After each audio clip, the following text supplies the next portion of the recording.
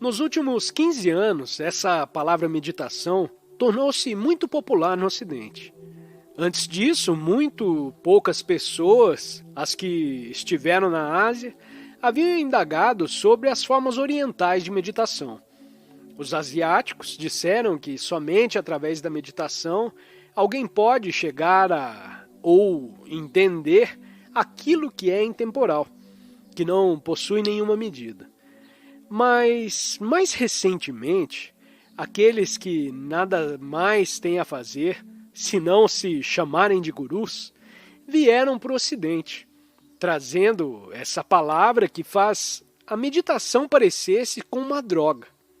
Há também os vários sistemas de meditação. O tibetano, o hindu, o zen japonês e assim por diante. Esses sistemas foram inventados pelo pensamento. E sendo o pensamento limitado, os sistemas são, inevitavelmente, limitados. Eles também se tornam mecânicos. Pois se você repete, a sua mente naturalmente fica embotada, um pouco estúpida e completamente crédula. Tudo isso é um senso comum, mas há uma tal avidez de experimentar algo de espiritual, seja através das drogas, do álcool ou seguindo um sistema de meditação que, como se espera, proporcione uma espécie de experiência excitante.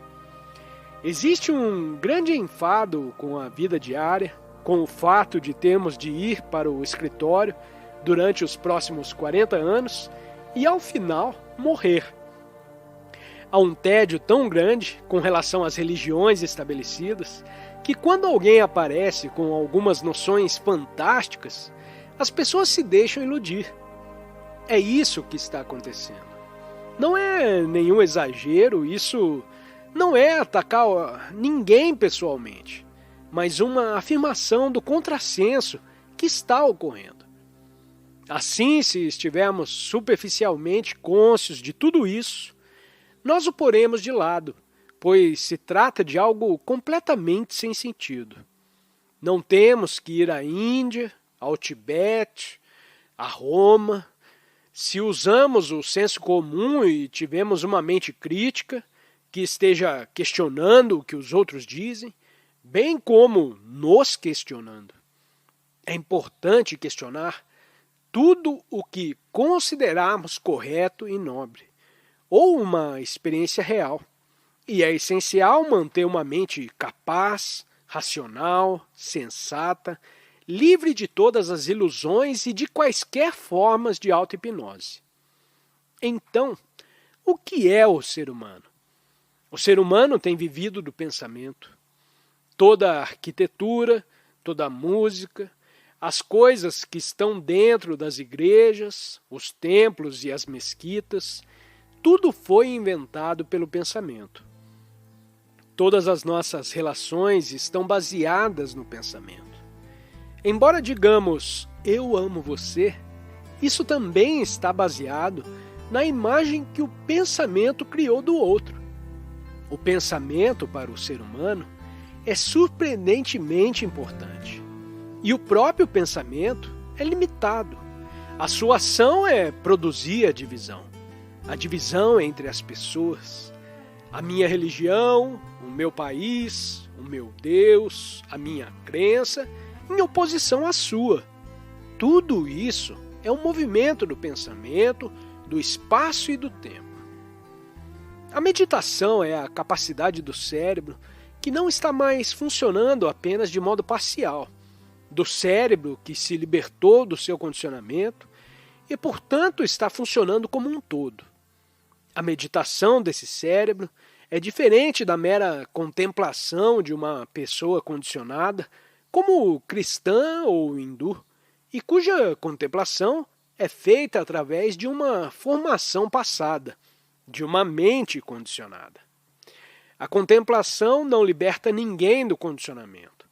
A meditação exige uma grande indagação e se torna extraordinariamente séria, não podendo funcionar parcialmente. Por parcialmente, queremos dizer funcionar numa determinada especialização ou numa ocupação particular, que tornam o cérebro estreito para a aceitação de crenças, tradições, dogmas e rituais, tudo inventado pelo pensamento. Os cristãos usam a palavra fé em Deus e na providência, de modo que as coisas sairão bem. Os asiáticos têm as suas próprias formas de fé: karma, reencarnação e evolução espiritual. A meditação é diferente da contemplação no sentido de que a meditação exige que o cérebro haja por inteiro e não esteja mais condicionado a agir parcialmente. Essa é a exigência para a meditação. Do contrário, ela não tem sentido. Assim, a pergunta é possível viver nesse mundo que exige determinadas formas de especialização? O mecânico, habilidoso, o matemático ou a dona de casa. É possível ficar, no entanto, livre da especialização? Suponhamos que eu seja um físico teórico e tenha passado a maior parte da minha vida fazendo fórmulas matemáticas, pensando nisso, indagando, cultivando um considerável conhecimento a esse respeito, de modo que o meu cérebro tornou-se especializado, reduzido, e então eu começo a indagar sobre a meditação. Então, na minha indagação sobre meditação, eu apenas posso entender parcialmente a sua significação e a sua profundidade, porque estou ancorado em outra coisa, na física teórica da minha profissão. Estando assim ancorado, eu começo a indagar teoricamente se existe a meditação, se existe o intemporal. Assim, minha indagação torna-se de novo parcial. Mas eu tenho que viver nesse mundo. Sou professor universitário, tenho mulher e filhos, tenho essa responsabilidade e talvez também esteja doente.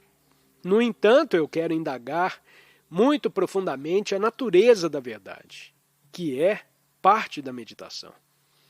Assim, a pergunta é: será possível ser especializado como um físico teórico e ainda assim deixar isso num certo nível, de modo que o meu cérebro, o cérebro que é o cérebro comum a toda a humanidade, possa dizer: sim, esta função especializada existe, mas ela não vai interferir?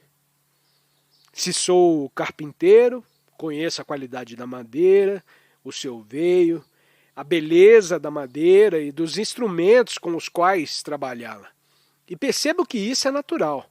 E também percebo que o cérebro que cultivou a especialidade provavelmente possa entender a integridade da meditação. Se como carpinteiro eu entender isso, essa verdade, de que eu como carpinteiro tenho um lugar, mas também que a especialização não tem lugar nenhum na totalidade da compreensão, na totalidade do entendimento da meditação, então essa especialização torna-se um caso menor. E assim começamos a perguntar: o que é meditação? Antes de mais nada, a meditação exige atenção, o que significa empregar toda a sua capacidade e energia na observação. Obrigado por acompanhar esta fascinante palestra com Krishnamurti.